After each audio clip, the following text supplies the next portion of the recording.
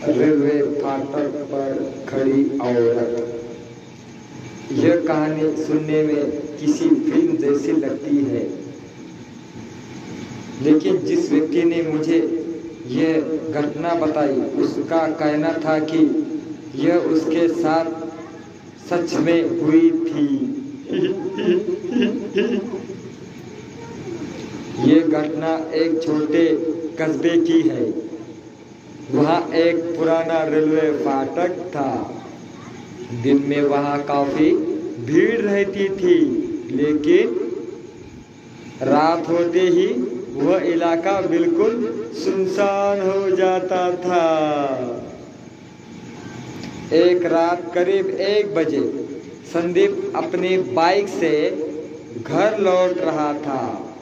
बारिश अभी अभी रुकी थी। सड़क पर पानी जमा था और चारों तरफ अजीब सा सन्नाटा था। जब वो रेलवे फाटक के पास पहुंचा तो उसने देखा कि फाटक बंद था। दूर से ट्रेन की कोई आवाज नहीं आ रही थी।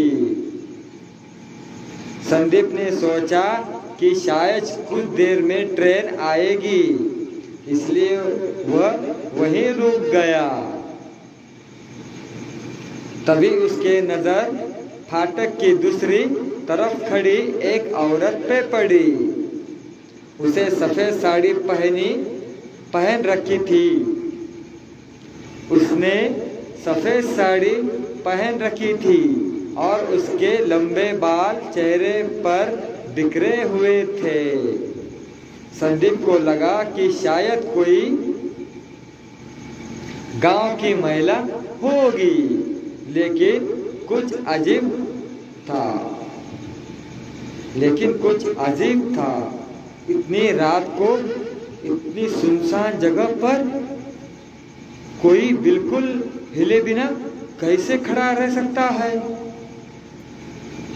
5 मिनट बीत गए, फिर 10 मिनट, लेकिन वह औरत उसी जगह खड़ी रही। अचानक संदीप के मोबाइल पर उसकी माँ का फोन आया। बेटा, कहाँ पहुंचा? संदीप ने कहा, रेलवे फाटक पर हूँ। माँ ने पूछा, वहाँ कोई और भी है क्या? संदीप ने जवाब दिया, हाँ, एक औरत खड़ी है। कुछ सेकंड के लिए फोन पर खामोशी छा गई। फिर माँ बोली, संदीप, वहां से तुरंत निकल जा। क्यों? क्योंकि उस फाटक पर कोई औरत नहीं हो सकती। संदीप कुछ समझ पाता उसके पहले कॉल कट गई। उसी समय उसे एहसास हुआ कि सामने खड़ी औरत धीरे धीरे उसकी तरफ मुड़ रही थी। उसका चेहरा दिखाई देने लगा, लेकिन चेहरा देखकर संदीप के शरीर में सिहरन दौड़ गई।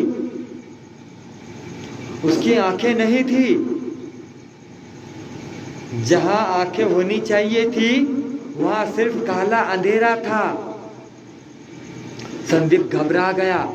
बाइक स्टार्ट करने लगा, लेकिन बाइक स्टार्ट नहीं हुई। और दोबारा कोशिश की, फिर तीसरी बार।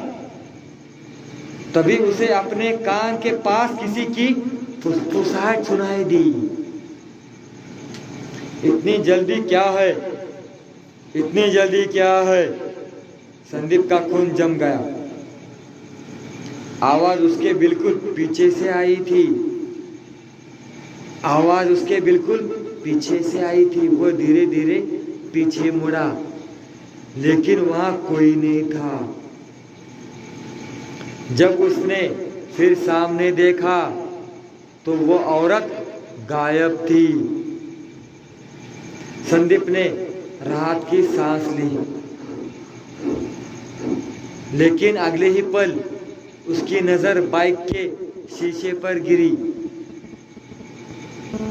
शीशे में वही औरत दिखाई दे रही थी। वह उसकी पिछली सीट पर बैठी थी। उसका चेहरा संदीप के कंधे पर बिल्कुल पास था और वो मुस्कुरा रही थी। संदीप डर के मारे बेहोश हो गया। सुबह जब लोगों ने उसे देखा, वह सड़क किनारे पड़ा था। उसकी बाइक रेलवे फाटक के पास खड़ी थी। लेकिन सबसे डरावनी बात यह थी कि बाइक की पिछली सीट पर गीले हाथों के निशान बने हुए थे।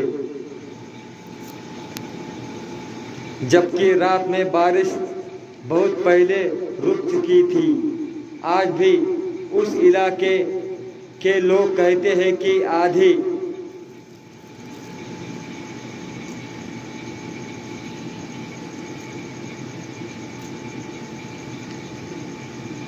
लेकिन सबसे डरावनी बात यह थी कि बाइक की पिछली सीट पर गीले हाथों के निशान बने हुए थे, जबकि रास्ते में बारिश पहले ही रुक चुकी थी।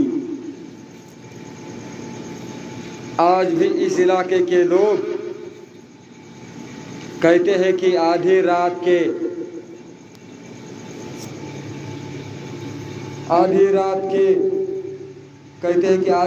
के बाद उस रेलवे फाटक पर सफेद साड़ी वाली औरत दिखाई देती है और जो उसे देख लेता है उसे अपने पीछे किसी के बैठने का एहसास कई दिनों तक होता रहता है। तो लोग ये कहानी यही खत्म हो गई। काल्पनिक कथा है, कोणता गोष्टीचा कशाचाही काही संबंध नाही। काल्पनिक कथा आहे। कमजोर दिलखे ना देखे। कमजोर मनाचे अजिबात पाहू नका। काल्पनिक कथा आहे, कोणत्या गोष्टीचा कशाचा काही संबंध नाही। तुमच्या फक्त मनोरंजनासाठी ही काल्पनिक कथा बनवलेली आहे। काल्पनिक कथा आहे, कोणत्या गोष्टीचा कशाचाही काही संबंध नाही। फक्त तुमचा मनोरंजन करण्यासाठी हा व्हिडिओ बनवला गेला आहे। तर बाय बाय।